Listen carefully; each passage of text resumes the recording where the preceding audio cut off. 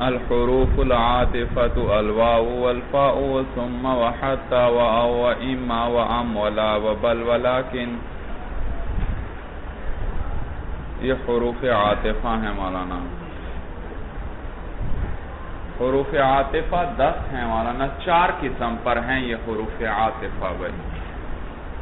کچھ حروف عاطفہ وہ ہیں جو معطوف علیہ دونوں کے لیے حکم جن میں ثابت ہوتا ہے.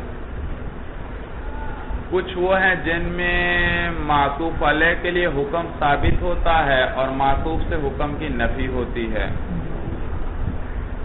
کچھ میں معطوف کے لیے ثابت ہوتا ہے اور معطوف علیہ سے کیا ہوتی ہے؟ نفی. اور کچھ میں دونوں میں سے کسی ایک کے لیے ثابت ہوتا ہے بغیر تعیین کے مبہم طور پر.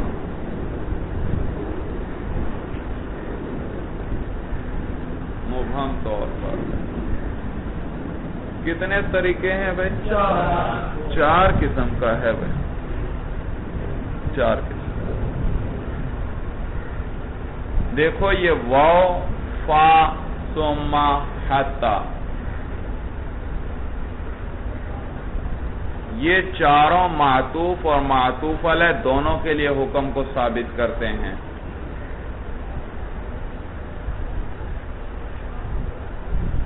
لا جو ہے لا میں معطوف علیہ کے لیے تو حکم ثابت ہوتا ہے، معطوف کے لیے حکم ثابت نہیں ہوتا. میں کہتا ہوں جاءنی زید لا عمر. کیا معنی؟ مجیعت کس کے لیے ثابت ہے؟ زید کے لیے ثابت ہے، عمر کے لیے ثابت نہیں. ہاں، اور جبکہ پہلی سورہ واو فا ثم حتی میں دونوں کے لیے ثابت ہوگا جاءنی زید فا عمر. تو دیکھو زید کے لیے مجیعت ثابت اور عمر کے لیے بھی. تو واو فا ثم حتی ان میں معطوف اور معطوف علیہ دونوں کے لیے حکم ثابت ہوگا. لا کے اندر معطوف کے لیے تو حکم، معطوف علیہ کے لیے حکم ثابت ہوگا اور معطوف کے لیے حکم ثابت نہیں ہوگا. جیسے جاءنی زید لا عمر، تو کس کے لیے حکم ثابت ہے؟ معطوف علیہ زید کے لیے، نہ کہ معطوف. جبکہ بل اور لیکن کے اندر مولانا معطوف کے لیے حکم ثابت ہوگا، معطوف کے لیے، معطوف علیہ کے لیے حکم ثابت. جاءنی زید بل عمر. آیا میرے پاس زید بلکہ عمر. کیا معنی؟ کون آیا؟ عمر آیا ہے. اور جبکہ او اما اور ام یہ معطوف یا معطوف علیہ میں سے کسی ایک کے لیے حکم کو ثابت کرتے ہیں مبہم طریقے پر، یعنی تعیین نہیں ہوتی. جانی زید او عمر، میرے پاس آیا زید یا عمر. اب مجیت ایک ثابت ہے زید یا عمر کے لیے، لیکن مبہم طریقے پر کہ پتہ نہیں زید کے لیے ثابت ہے یا پتہ نہیں عمر کے لیے ثابت ہے. الحروف العاطفة الواو والفاء ثم وحتى وأو وإما وأم ولا وبل ولكن فالأربعة الأول للجمع. اول جمع ہے اولا کی. پہلے 4 جو ہیں وہ جمع کے لیے آتے ہیں. جمع کا کیا معنی مولانا؟ یعنی معطوف معطوف علیہ دونوں کو جمع کر دیتے ہیں حکم میں. جانی زید و عمر معلوم ہوا مجیعت میں دونوں جمع ہے مولانا. زید بھی آیا ہے اور عمر بھی آیا ہے. فالواو للجمع مطلقا لا ترتیب فیہا. وہ جمع مطلق کے لیے آتا ہے، اس میں کوئی ترتیب نہیں ہوتی. سمجھ میں آیا بھائی؟ بھائی میں نے کہا جانی زید و عمر، یہ وہ نے جمع کا فائدہ دیا کہ زید بھی آیا ہے اور عمر بھی آیا ہے. اور باقی کون پہلے آیا کون بعد میں آیا، ترتیب کیا ہے؟ پہلے زید آیا کہ پہلے عمر آیا؟ تراخی ہے یا تراخی نہیں ہے؟ زید اور عمر دونوں اکٹھے آئے یا زید کے آنے کے فوراً بعد عمر آیا یا زید کے آنے کے ایک دن بعد عمر آیا، وہ کسی چیز پہ دلالت نہیں کرتا. وہ نے صرف اتنا بتایا آپ کو کہ آیا زید بھی ہے اور آیا عمر بھی ہے. چاہے زید پہلے آیا ہو چاہے عمر پہلے آیا ہو، تب بھی آپ کہہ سکتے ہیں جاء زید و عمر. چاہے دونوں اکٹھے آئے ہوں تب بھی آپ کہہ سکتے ہیں جاء زید و عمر، دونوں الگ الگ آئے ہوں پھر بھی آپ کہہ سکتے ہیں جاء زید و عمر، عمر پہلے آیا ہے زید بعد میں آیا ہے پھر بھی آپ کہہ سکتے ہیں جاء زید و عمر، اور چاہے دونوں ایک کے بعد ایک آیا، ایک زید آیا فوراً اس کے بعد عمر آ گیا، آپ کہہ سکتے ہیں جاء زید و عمر، عمر آج آیا اور زید اس کے ایک مہینے بعد آیا پھر بھی آپ کہہ سکتے ہیں جاء زید و عمر کہہ سکتے ہیں بھائی، سمجھ میں آیا؟ تو یہ مطلق جمع کے لیے آتا ہے، کوئی ترتیب نہیں ہوتی، تمام صورتوں کو شامل ہوتا ہے۔ والفاء للترتیب، اور فا جو ہے یہ ترتیب کے لیے آتی ہے، فا ترتیب کے لیے آتی ہے مولانا، جاءنی زید فعمر، کیا معنی؟ زید آیا پہلے پھر فوراً کون آیا، اور درمیان میں مہلت بھی نہیں ہوگی، سمجھ میں آیا بھائی؟ اور یاد رکھو مہلت سے یہ مراد نہیں کہ زید کے داخل ہوتے ہی فوراً ایک سیکنڈ بھی نہیں گزرا پیچھے کون آ گیا، عمر۔ بھائی عرف میں عرف میں جس کو مہلت نہیں سمجھا جاتا تو وہ مہلت نہیں ہے، زید آیا، زید کی آتی 1-1.5 منٹ 2 منٹ بعد فوراً ہی کون آ گیا، 4 منٹ بعد 5 منٹ بعد فوراً ہی کون آ گیا، عمر آ گیا۔ آپ باتیں کر رہے ہیں دوسرے کو سناتے ہیں، بھئی جب میں وہاں بیٹھا تھا زید آیا اور زید کے فوراً بعد کون آ گیا تھا، عمر آ گیا تھا، تو آپ اس کو کیا شمار کرتے ہیں؟ یہ تھوڑی دیر ہے تو اس کو فوراً ہی شمار کیا جاتا ہے عرف میں، تو ہر فعل کے مطابق دیکھیں گے کہ اس کو عرف میں، مثلا قرآن میں آتا ہے کیا بھائی، انزل من السماء ماء فاخرج به من الثمرات رزقا، دیکھو فا آیا، حالانکہ بارش کے فوراً بعد پھل وغیرہ آتے ہیں نہیں، اتنا وقت لگتا ہے، درمیان میں بارش ہوتی ہے پھر وہ پھول لگتے ہیں پھر پھل چھوٹے ہوتے ہیں بڑے ہوتے ہیں، لیکن اس کو مہلت نہیں شمار کیا جاتا، یہ تو گویا بارش کے فوراً بعد یہ کام شروع ہو گیا ہے تو گویا پھل بھی فوراً ہی، تو یہ تراخی اس کو شمار نہیں کیا جاتا۔ وَثُمَّ مِثْلُهَا، اور ثم بھی فا کی طرح ہے، ترتیب کے لیے آتا ہے، بِمُحْلَةٍ، لیکن کس کے ساتھ؟ جاء زید ثم عمر، کیا معنی؟ زید آیا پھر عمر، درمیان میں مہلت ہوگی، کتنی مہلت ہوگی؟ بھئی جس کو عرف میں مہلت سمجھا جاتا وہ مہلت ہے، جس کو نہیں سمجھا جاتا وہ مہلت نہیں ہے۔ وَحَتَّى مِثْلُهَا، اور حتیٰ بھی اسی کے مثل ہے، ثم کے مثل ہے، یعنی یہ بھی آتا ہے کس کے لیے مولانا؟ ترتیب کے لیے آتا ہے اور مہلت کے لیے آتا ہے، لیکن یہ جو حتیٰ کی مہلت ہوتی ہے یہ ثم کی مہلت سے کم ہوتی ہے، ثم کی مہلت سے کم ہوتی ہے۔ نیز مولانا ثم جو آتا ہے یہ بتلاتا ہے ترتیب خارج میں، اور حتیٰ بتلاتا ہے ترتیب ذہن میں۔ جاءنی زید ثم عمر، کیا معنی؟ زید پہلے آیا خارج میں اور پھر اس کے بعد عمر، تو خارج میں زید کا آنا پہلے اور عمر کا آنا بعد میں، لیکن حتیٰ جو ترتیب دیتا ہے وہ صرف ذہن میں ترتیب دیتا ہے۔ میں کہتا ہوں مات الناس حتی الانبیاء، لوگ کیا ہوئے؟ لوگوں کا انتقال ہوا، یہاں تک کہ انبیاء کا بھی انتقال ہوا، تو یہ ترتیب صرف ذہن کے اندر ہے۔ کیا انبیاء کا انتقال لوگوں کے بعد ہوا ہے یا لوگوں ہی کے ساتھ درمیان میں ہوا ہے؟ بھائی درمیان میں ہوا ہے، لوگوں کا پہلے بھی انتقال ہوا ہے، ان کے ساتھ بھی ہو رہا ہے، ان کے بعد بھی ہو رہا ہے، تو یہاں پر ترتیب صرف ذہن کے اندر ہے، خارج کے اندر ترتیب نہیں۔ تو نیز اس میں کہتے ہیں وَمَعْطُوفُهَا جُزْءٌ مِّن مَطْبُوعِهِ، معطوف کا مطبوع کا جز ہونا ضروری، لِيُفِيدَ قُوَّةً أَوْ ضَعْفًا، تاکہ یہ حتیٰ قوت یا ضعف کا فائدہ دے دے۔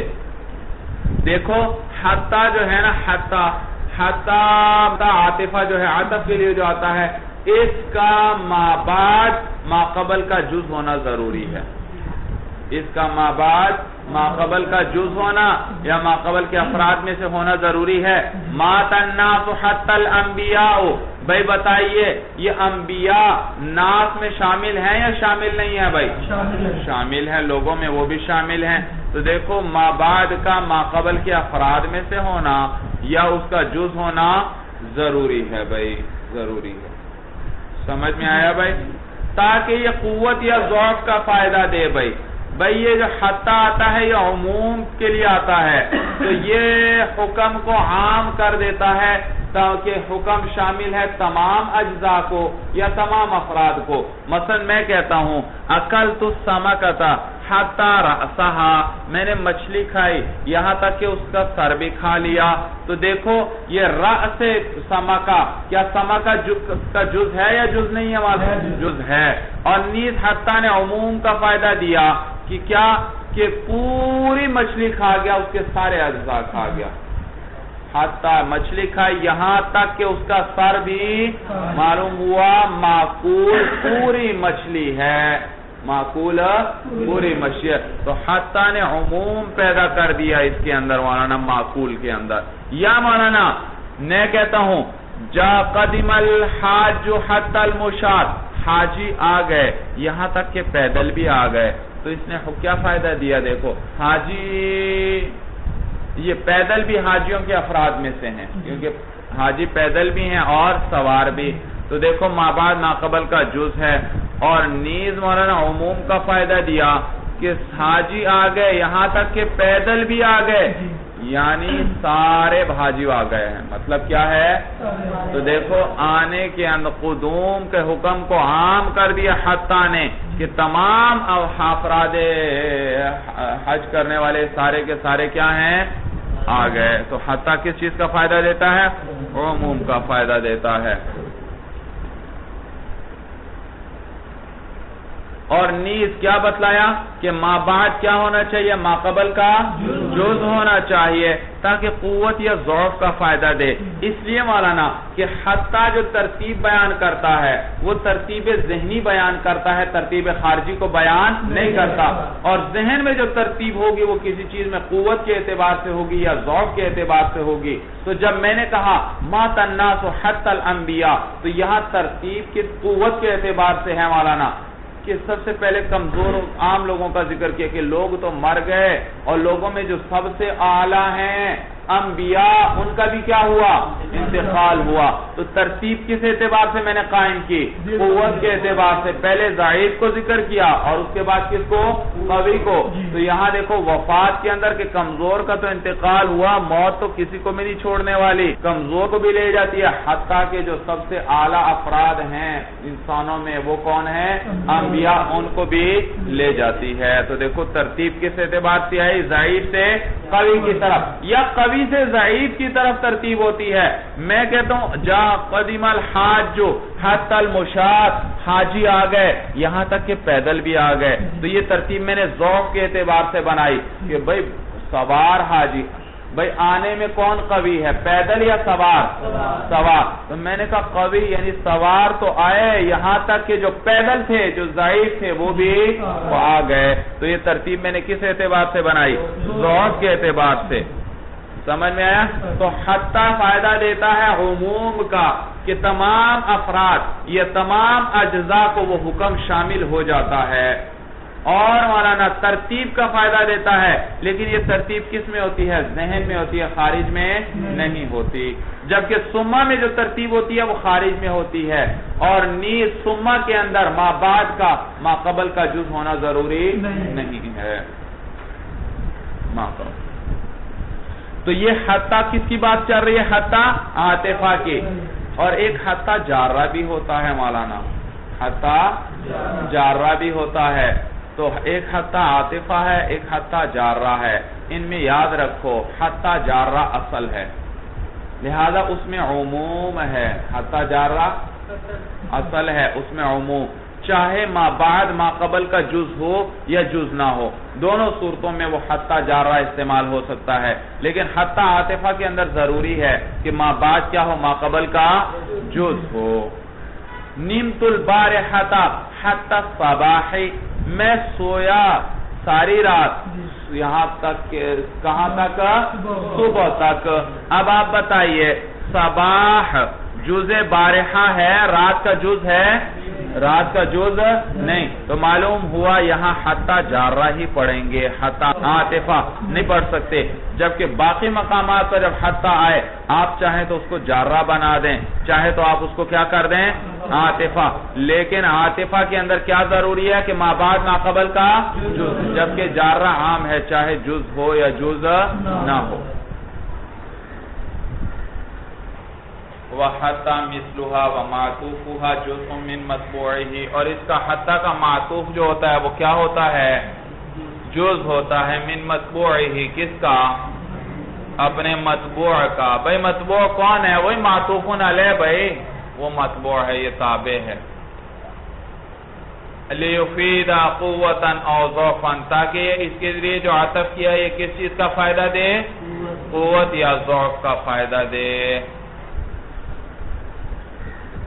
وَأَوْ وَإِمَّا وَأَمْ لِأَحَدِ الْأَمْرَيْنِ مُبْهَمًا, او اما اور ام جو ہیں وہ کسی ایک امر کے لیے, دو امور میں سے کسی ایک کے لیے یا دو سے زیادہ امور میں سے کسی ایک کے لیے حکم کو ثابت کرتے ہیں کے لیے آتے ہیں.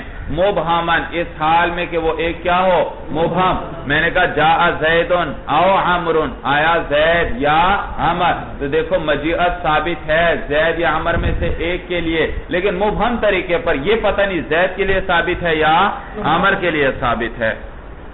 تو اما ام سارے کے سارے لِأَحَدِ الْأَمْرَيْنِ, دو امور میں سے کسی ایک کے لیے یا دو سے زیادہ میں سے کسی ایک کے لیے آتے ہیں, لیکن وہ ایک کیسا ہوگا, مبہم ہوگا, متعین نہیں ہوگا کہ کس کے لیے مجیعت ثابت ہے. وَأَمِ الْمُتَّصِلَةُ اللَّازِ, پھر مولانا ام دو قسم پر ہے, ایک ام متصلہ ہے, ایک ام منقطعہ ہے. ایک ام متصلہ ہے اور ایک ام متصلہ اس کو کہتے ہیں کہ جس میں آپ سوال کرتے ہیں دو چیزوں میں سے کسی ایک کی تعیین کے لیے, دو چیزوں میں سے کسی ایک چیز کی تعیین کے لیے سوال کرتے ہیں. اور یہ کس کے ساتھ آئے گا, حمزہ استفہام کے ساتھ آئے گا. رجل فی الدار ام امرأۃ, تو دیکھو رجل فی الدار ام امرأۃ, تو دیکھو دو مبہم چیزوں میں سے ایک کی میں تعیین چاہتا ہوں.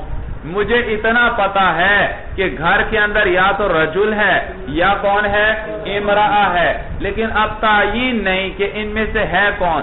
البتہ اتنا مجھے یقین ہے کہ ہے انہی دو میں سے, کوئی تیسری چیز نہیں ہے. سورج سمجھ میں آ رہی ہے.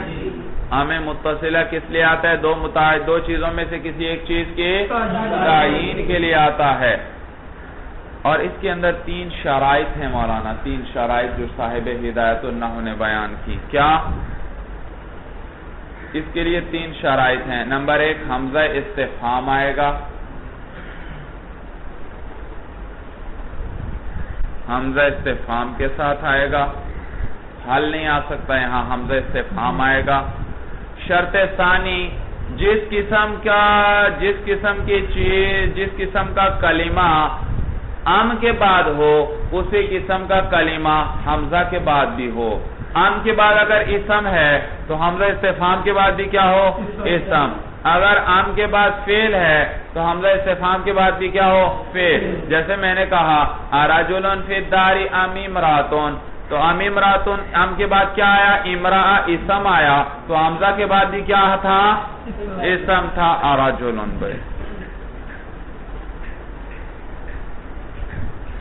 تیسری شرط مولانا, ایک تو شرط کیا ہوئی, حمزہ. ثانی, ام کے بعد بھی ویسا ہی اسم ہو جیسا کس کے بعد تھا, حمزہ کے بعد تھا. اور تیسری شرط کیا ہے کہ دونوں میں سے کوئی ایک ثابت ہونا چاہیے. دونوں میں سے ایک کیا ہونا چاہیے, یعنی آپ کو اتنا پتا ہونا چاہیے کہ دونوں میں سے کوئی ایک ہے. اگر یہ ایسا نہ ہو کہ آپ کو پتہ ہی کچھ نہیں ہے, اتنا آپ کو پتا ہونا چاہیے کہ ہے انہی دونوں میں سے کوئی ایک. اب آپ تعیین کے لیے سوال کرتے ہیں, اسی لیے جواب میں اس کے نام یا لا نہیں کہیں گے, کیونکہ آپ نے کہا رجل فی الدار ام امرأۃ, وہ کہتا ہے نام. ہاں بھئی نام اس کا جواب نہیں بن سکتا, کیونکہ اتنا تو مجھے بھی پتا ہے کہ ہے انہی دو میں سے. یا وہ کہتا ہے لا, یہ بھی نہیں کہہ سکتا, کیونکہ تو پھر تو میری علم کیا ہوا, غلط ہوا. تو معلوم ہوا اس کا جواب نام یا لا سے نہیں دیا جائے گا, بلکہ تعیین کے ساتھ جواب دیا جائے گا کہ رجل ہے یا امرأہ ہے.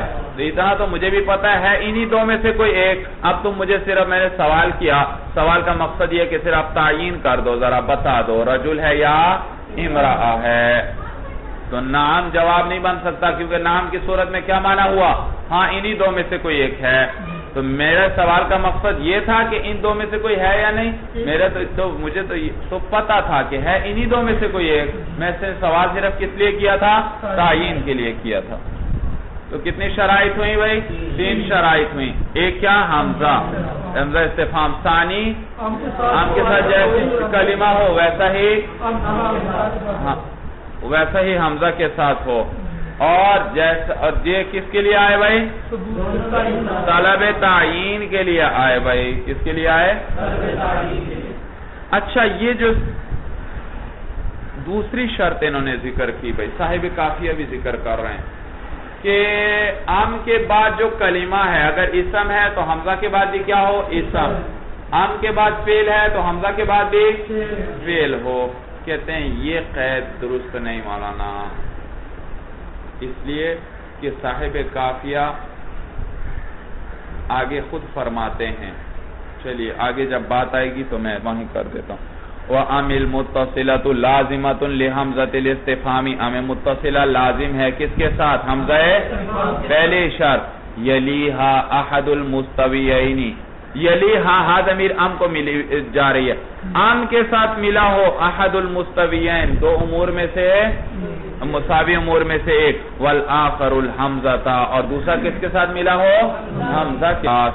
بعد ثبوت احدہما, کس کے بعد, دونوں میں سے کسی ایک کے ثبوت کے بعد ہوگا. لطلب التعین, اور کس لیے ہوگا, تو آپ کو اتنا پتا ہے انہی دو میں سے کوئی ایک ثابت, البتہ تعین نہیں ہے. وَمِن ثَمَّ, اسی وجہ سے لم یجوز, یہ کہنا جائز نہیں ہے. أَرَأَيْتَ زَيْدًا أَمْ عَمْرًا, کیا تو نے زید کو دیکھا ہے یا عمر کو دیکھا ہے, یہ کہنا جائز نہیں ہے. سمجھ میں آیا بھائی, جائز نہیں ہے. کیوں بھائی یہ جائز کیوں نہیں ہے, یہ کیوں جائز نہیں ہے بھائی, کون سی شرط پوری نہیں ہے یہاں پر. پہلی کیا شرط تھی, حمزہ ہو, وہ ہے. دوسری کیا تھی, ام کے بعد اسم ہو تو حمزہ کے بعد بھی کیا ہو, اور یہاں ام کے بعد اسم ہے تو حمزہ کے بعد تو, لہذا یہ کہنا جائز. لیکن یہ صاحب کافیہ کی بات صحیح نہیں مولانا. حق امام سیبوی وغیرہ کے ساتھ ہے, ان کے نزدیک وہ ذکر کرتے ہیں کہ یہ کہنا بھی جائز. البتہ اگر یوں ہوتا زیدن رأیت ام عمرن, تو یہ تھا افصح, کیا تھا, اور اگر ایسا نہیں ہے جیسا اس وقت ہے ارأیت زیدن ام عمرن, اگر اس طرح ہو تو پھر یہ ہے فصیح. یہ بھی کیا ہے, معلوم ہوا یہ کلام بھی صحیح ہے اور فصیح ہے. اور ہاں اگر شرط کے مطابق ہوتا تو کیا تھا, افصح ہوتا, زیادہ اچھا, زیادہ فصیح ہوتا. تو فصیح یہ بھی ہے, لیکن اگر شرط کے مطابق ہوتا تو وہ پھر کیا تھا, افصح تھا. لہذا یہ کلام فصیح ہے. صاحب کافیہ کا اس کو غیر جائز کہنا صحیح نہیں ہے. تو یہ تو ضعیف بھی نہیں ہے, اچھے جائے کہ غیر جائز ہو بھائی. وَمِن ثُمَّ, اور اسی وجہ سے کانا جوابها بالتعین, اس کا جواب کس کے ساتھ آئے گا, تعین, کیونکہ یہ تعین کے لیے ہے. دون نعم او لا, نعم یا لا کے ساتھ نہیں. والمنقطعۃ کا بل والحمزۃ, دوسری ام کی دوسری قسم جو ہے وہ ام منقطعہ کے ہے بھائی, ام منقطعہ ہے بھائی. یاد رکھو ام منقطعہ وہ ہے کہ جس میں ام سے ماقبل میں خبر دی جائے اور پھر اس خبر کو چھوڑ کر آپ سوال شروع کر دیں. اس خبر کو چھوڑ کر کیا شروع کر دیں, پہلے سوال کیا, پہلے خبر ایک دی تھی اور پھر ام کے بعد کیا شروع کر دیا, خبر کو چھوڑ کر خبر سے اعراض کیا اور سوال پوچھ لیا. اس کو کیا کہتے ہیں, ام منقطعہ. یا کبھی کبھار ام سے پہلے بھی ام منقطعہ کے اندر ام سے پہلے بھی سوال ہوگا، بعد میں بھی سوال. پہلے آپ نے ایک بات پوچھی، پھر اس کو چھوڑ کر دوسری بات پوچھ لی. کیا کر لی؟ ایک بات پہلے پوچھی، پھر اس کو چھوڑ کر دوسری بات پوچھ لی. تو بات سمجھ میں آئی؟ ام منقطعہ کے اندر بھائی ما قبل سے ما بعد سے کٹا ہوا ہوتا ہے. ما قبل کو آپ چھوڑ دیتے ہیں اور ما بعد والا سوال شروع کر دیتے ہیں، اسی لیے اس کو کیا کہتے ہیں؟ ام منقطعہ. تو اس کے اندر ما قبل میں یا خبر ہوتی ہے یا سوال ہوتا ہے، اور پھر اس خبر یا سوال کو چھوڑ کر ما بعد میں کیا کیا جاتا ہے؟ دوسرا سوال کیا جاتا ہے. تو ما بعد میں سوال ہوگا ہی ہوگا. ہاں، ما قبل کے اندر کبھی خبر ہوگی اور کبھی سوال ہوگا. صورت سمجھ میں آئی بھائی؟ جیسے دیکھیے بھائی، آپ کو دور سے کوئی چیز حرکت کرتی ہوئی نظر آئی بھائی صحرا کے اندر. آپ نے کیا کہا؟ آپ نے اپنے ساتھی کو کہا انہا لابلن، وہ جو ریوڑ حرکت کر رہا ہے وہ اونٹ ہیں. وہ کیا ہیں؟ تو دیکھا آپ نے بھائی کیا کیا بھائی؟ خبر دی. آپ کو دور سے ریوڑ ہر چیز حرکت کرتی ہوئی نظر آئی، آپ نے اپنے ساتھی کو خبر دی کہ یہ اونٹ ہیں. یہ کیا ہیں؟ یہ ریوڑ کیا ہیں؟ اور بڑے یقین کے ساتھ آپ نے خبر دے رہے ہیں بھائی، دیکھ نہیں رہے بھائی. انہا لابلن بھائی جملہ اسمیہ لے کر آئے، انہا لے کر آئے، پھر نیز لام تاکید لے کر آئے، لام ابتدا. تو تین تاکیدات پیدا کر دی، بڑے یقین سے خبر دی یقیناً یہ کیا ہیں؟ اونٹ ہیں. پھر جب وہ چیز ذرا قریب آئی تو آپ نے دیکھا کہ نہیں بھائی یہ تو بڑے ہی کمزور سے ہیں، دبلے پتلے ہیں، ان کے بال ذرا لمبے لمبے ہیں، ان سے چلا بھی نہیں جا رہا، کان لمبے لمبے ہیں، ان کو اٹھا کر ایک جگہ سے دوسری جگہ لے جایا جاتا ہے. معلوم ہوا یہ مطبخ کا بکرا ہے. کیا ہے؟ مطبخ کے بکرے ہیں. تو دیکھا، اب آپ نے سوال کیا ام شاءن، اما پہلے تو کہا تھا انہا لابلن، وہ ریوڑ وہ اونٹ ہیں بھائی. پھر کیا کہا؟ ام شاءن، بلکہ کیا وہ بکریاں ہیں؟ بلکہ کیا وہ بکریاں ہیں؟ تو اب سوال پوچھنا شروع کر دیا. بکریوں کا بھی آپ کو یقین نہیں ہے بھائی، تو اس کے بارے میں سوال آپ پوچھ رہے ہیں بھائی. بات سمجھ میں آئی سب کو بھائی؟ تو ما قبل میں کیا تھا؟ دیکھو انہا لابلن خبر تھی، اور بعد میں کیا آیا؟ ام شاءن. شاءن جمع ہے شات کی بھائی، بکریاں آئے. تو ام شاءن آپ نے کہا. یہ ام کس معنی میں ہے؟ بل اور حمزہ کے معنی میں ہے. بل اور، تو اصل عبارت یوں بن گئی. آپ نے تو کیا کہا؟ ام شاءن، لیکن اصل کیا ہے؟ بل آہیا شاءن، بل آہیا شاءن، بلکہ کیا یہ بکریاں ہیں؟ اب سوال آپ کر رہے ہیں. تو کیا، تو یہ ام منقطعہ جو ہوتا ہے بل اور حمزہ استفہام کے معنی میں ہوتا ہے. کس کے معنی میں ہوتا ہے؟ بل اور حمزہ استفہام کے معنی میں. اسی لیے میں اس کی جگہ کیا لے آیا؟ بل اور حمزہ استفہام. بل آہیا شاءن، بلکہ کیا یہ بکریاں ہیں. یہاں تک بات سمجھ میں آ گئی بھائی؟ تو دیکھو یہ صاحب کافیہ فرما رہے ہیں بھائی والمنقطعات، اور ام منقطعہ جو ہے کا بل، وہ کس کی طرح ہے؟ بل کی طرح ہے. والحمزتی، اور کس کی طرح ہے؟ حمزہ کی طرح. جیسے بل آتا ہے اعراض کے لیے، اسی طرح اس ام کے ذریعے بھی آپ کیا کر رہے ہیں؟ ما قبل کی خبر یا ما قبل کے سوال سے کیا کر رہے ہیں؟ اعراض کر رہے ہیں. والحمزتی، اور یہ کس معنی میں ہے؟ کس کی طرح ہے؟ حمزہ کی طرح. جیسے حمزہ کے ذریعے سوال ہوتا ہے، اس ام کے ذریعے بھی کیا کیا جا رہا ہے؟ اب سوال کیا جا رہا ہے. صورت سمجھ میں آئی بھائی؟ مثل انہا لابلن، آپ نے کیا کہا؟ وہ ریوڑ کیا ہے؟ آدمیر قطعاتن کو مثلا راجع کر لیں بھائی، وہ اونٹ ہیں. یا یہ صورت کو راجع کر لیں، وہ صورت جو دکھائی دے رہی ہے وہ کیا ہے؟ اونٹ ہے. ام شاءن، لیکن پھر آپ کو شک ہوا، آپ نے کیا کہا؟ ام شاءن، بلکہ کیا بکریاں ہیں. تو دیکھو بل کا معنی آیا، ما قبل سے آپ نے خبر سے اعراض کر لیا، خبر چھوڑ دی. دے تو خبر رہے تھے، اس کو چھوڑ دیا، اور پھر کیا شروع کر دیا؟ سوال بھائی، تو یہ بل اور حمزہ استفہام کے معنی میں ہوا بل آہیا شاء. یہ تو تھی بھائی ہمیں منقطعہ کی مثال جس کے ماقبل کیا تھا، خبر تھی، اور ما بعد میں پھر کیا آیا. اور کبھی میں نے بتایا ماقبل میں بھی استفہام ہوتا ہے. جیسے آپ کسی سے پوچھتے ہیں ازید عندک ام عمر عندک، پہلے آپ نے پوچھا کیا زید آپ کے پاس ہے، پھر فوراً اس سوال کو چھوڑ کر عمر کے بارے میں پوچھنا شروع کر دیا، کیا عمر آپ کے پاس ہے. صورت سمجھ میں آئی بھائی؟ تو کیا مثال بنی اس کی، ازید عندک ام عمر عندک، خبر بھی ساتھ ذکر کرو گے. وَإِمَّا قَبْلَ الْمَعْطُوفِ عَلَيْهِ لَازِمَةٌ مَعَ إِمَّا، اور اما یا یاد رکھو عطف کے لیے ایک اما بھی آتا ہے، آپ کو صاحب کتاب بتلا رہے ہیں بھائی. لیکن اما عطف کے لیے تب آئے گا جبکہ اس اما سے پہلے ایک اور اما آیا ہو بھائی. اس اما سے پہلے بھائی اما سے کو آپ کس کے لیے لانا چاہتے ہیں، عطف کے لیے. تو عطف کے اندر جو پہلے آئے اس کو کیا کہتے ہیں، معطوف علیہ، اور جو اس حرف عطف کے بعد آئے اسے کیا کہتے ہیں. تو اما کو جب بھی آپ عطف کے لیے لائیں تو جو اس سے ماقبل معطوف علیہ ہے اس سے پہلے ایک اور اما لانا پڑے گا.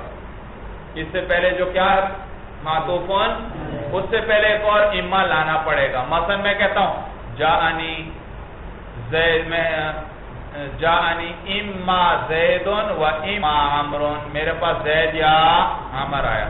تو دیکھو دو اما آئے، لیکن یاد رکھو یہ دوسرا اما عاطفہ ہے، پہلا اما عاطفہ نہیں. تو ثانی اما عاطفہ ہے. تو اما کو آپ کس کے لیے لے کر آئے ہیں، عاطف کے لیے. اور بتلایا تھا اما کو جب بھی عاطف کے لیے لاؤ ضروری ہے کہ اس اما سے پہلے معطوف علیہ پر مقدم ہونا چاہیے ایک اور اما، اور وہ بھی ہم لے آئے بھائی جاءنی اما زید و اما. تو یہ زیدن سے پہلے جو اما ہے یہ شروع میں معطوف علیہ پر مقدم ہے. صورت سمجھ میں آ رہی ہے کہ مشکل ہو گئی بات بھائی. معطوف علیہ کون ہے یہاں پر، زید، اور معطوف کون ہے، عامر. درمیان میں کیا لائے، اما عطف کے لیے. تو ضروری ہے کہ معطوف علیہ یعنی زید سے پہلے بھی کیا کر دو، اما لے آئے، اور وہ ہم لے آئے جانی اما زید و اما عامر. تو یہ جو ثانی اما ہے میں نے بتایا یہ عطف کے لیے ہے، یہ اول اما عطف کے لیے نہیں. وہ صرف وہ اول پہلے اما لے آتے ہیں تاکہ پہلے سے پتہ چل جائے کہ آگے جو امر آ رہا ہے وہ شک پر مبنی ہے، اس میں تعین نہیں ہے. تو جانی اما زید و اما عمر، یہ پہلے اما نے پہلے سے آپ کو بتلا دیا کہ مجیعت کا ثبوت جو ہے زید یا عمر میں سے کسی ایک کے لیے ہے، مبہم طریقے پر، متعین طریقے پر نہیں ہے. آگے یعنی شک ہے کس کے لیے ہے. صورت سمجھ میں آ گئی بھائی. اور یاد رکھو جو اما عاطفہ آتا ہے اس کے ساتھ واو ضرور لاتے ہیں. جانی اما زید و اما، یہ واو بھی لاتے ہیں. یہ واو کس لیے ہوتا ہے بھائی، کہتے ہیں بھائی یہ واو زائد ہے، جو یہ واو کیا ہے، زائد ہے، عطف کی تاکید کے لیے لاتے ہیں. کس کے لیے لاتے ہیں، عطف کی تاکید کے لیے. تو یہی بات کر رہے ہیں. اور یاد رکھو اما سے پہلے تو ایک اما کا لانا واجب، اما عاطفہ سے پہلے ایک اور اما کا لانا، لیکن او سے پہلے اما کا لانا جائز ہے، واجب نہیں. او سے پہلے او کے ذریعے آپ عطف کرنا چاہتے ہیں تو ماقبل میں ایک اما آپ چاہیں تو لا سکتے ہیں، آپ چاہیں تو نہ لائیں. جانی زیدن او عمرن، دیکھا او سے عطف کیا اور اما میں لایا نہیں، آپ چاہیں تو لا بھی سکتے ہیں. جانی اما زیدن او عمرن. صورت سمجھ میں آئی. تو کہتے ہیں وَإِمَّا قَبْلَ الْمَعْطُوفِ عَلَيْهِ، اور اما معطوف علیہ سے پہلے لانا لازمتن، یہ لازم ہے، مع اما، کس کے ساتھ، اما عاطفہ کے ساتھ معطوف علیہ سے پہلے ایک اما کا لانا لازم ہے. جائزتن مع او، اور او کے ساتھ کیا ہے، یہ او کے ساتھ جائز ہے، لانا چاہیں تو لیں، نہیں لانا چاہتے تو نہ لائیں. ولا و بل ولیکن لا بل اور لیکن لأحدہما معیناً، یہ کس لیے آتے ہیں بھائی؟ دو چیزوں میں سے کسی ایک معین چیز کے لیے آتے ہیں. لیکن میں نے بتلایا تھا لا بل اور لیکن، لیکن لا حکم کس کے لیے ثابت کرتا ہے؟ جی معطوف علیہ کے لیے یا معطوف کے لیے؟ معطوف. اور بل اور لیکن معطوف کے لیے. وَلَكِنْ لَازِمَةٌ لِلنَّفْيِ، اور لیکن لازم ہے نفی کے ساتھ. لیکن سے پہلے یا بعد میں نفی کا آنا ضروری. ما جاءنی زیدن وَلَكِنْ عَمْرٌ جاءنی، یا جاءنی عمر لیکن زیدن لم یجئ. تو لیکن سے پہلے نفی یا بعد میں نفی کا ہونا ضروری. حروف التنبیہ، حروف تنبیہ جو ہیں الا و اما و ہا، یہ تین ہے مولانا. الا آتا ہے تنبیہ کسی کو متنبہ کرنے کے لیے، اما بھی اور ہا بھی. لیکن الا اور اما جملے پر داخل ہوتے ہیں، چاہے جملہ اسمیہ ہو یا جملہ فعلیہ ہو. ہا اور الا زید قائم، اما زید قائم، آگاہ رہو زید کھڑا ہے. وہ ہا، اور یہ جو ہا ہے یہ مفرد پر بھی آیا کرتی ہے اور جملے پر بھی داخل ہوتی ہے. آپ اس میں اشارہ کیا ہے؟ زا. زا پر کیا داخل کرتے ہیں؟ ہا. کیا پڑھتے ہیں؟ ہا زا. یہ ہا کون سی ہے؟ تنبیہ کی. اور زا اس میں اشارہ جو مفرد ہے اس پر داخل ہوئی. تو یہ جو ہا ہے یہ اس میں اشارہ یہ مفرد پر بھی داخل ہو جاتی ہے اور جملے پر بھی داخل ہوتی ہے. مثلا میں کیا کہتا ہوں؟ ہا زید قائم. یہ زید قائم سے پہلے ہا میں کس لیے لایا؟ تنبیہ کے لیے. تو الا اما ہا تینوں جملوں پر داخل، تینوں جو ہے کس پر داخل ہوتے ہیں؟ جملے پر. کس کے لیے؟ تنبیہ کے لیے. لیکن ہا مفرد پر بھی داخل ہو جاتی ہے جبکہ الا اور اما مفرد پر داخل نہیں ہوتے. حروف النداء، یا حروف ندا یا ہے مولانا، یا اعم ہے. حروف ندا میں یا حرف النداء یا اعم ہے، یہ سب سے عام ہے. حروف ندا میں سب سے عام کون سے ہے؟ یا. اسی لیے مولانا لفظ اللہ پر صرف یا داخل ہوگی اور کوئی حرف ندا نہیں. اسی طرح مولانا معرب باللام کو جب ندا دیں گے یا ایھا الرجل تو صرف یا لے کر آئیں گے ایھا کے ساتھ، آیا حیا وغیرہ میں سے کوئی لے کر نہیں آئیں گے. وَأَيَا وَحَيَا لِلْبَعِيدِ، آیا اور حیا کس کے لیے ہیں؟ بعید کے لیے. وَأَيْ وَالْحَمْزَةُ لِلْقَرِيبِ، آیا اور حمزہ قریب کے لیے ہیں. تو آیا اور حیا بعید کے لیے ہیں کیونکہ ان میں حروف زیادہ ہیں، اور ایک شخص جب دور ہو تو دوسرا چاہتا ہے کہ ندا کیسی ہونی چاہیے؟ لمبی ہونی چاہیے، تو اس میں حروف بھی زیادہ ہیں. اور اے اور حمزہ قریب کے لیے ہے تو ندا بھی تھوڑی چاہتا ہے تو اس میں حروف بھی کم ہیں. حروف الایجاب، حروف ایجاب مولانا نعم و بلا و ای. جی بس نہ کریں بھائی، چلیے. هذا هو المرام، والله اعلم بحقیقت الکلام.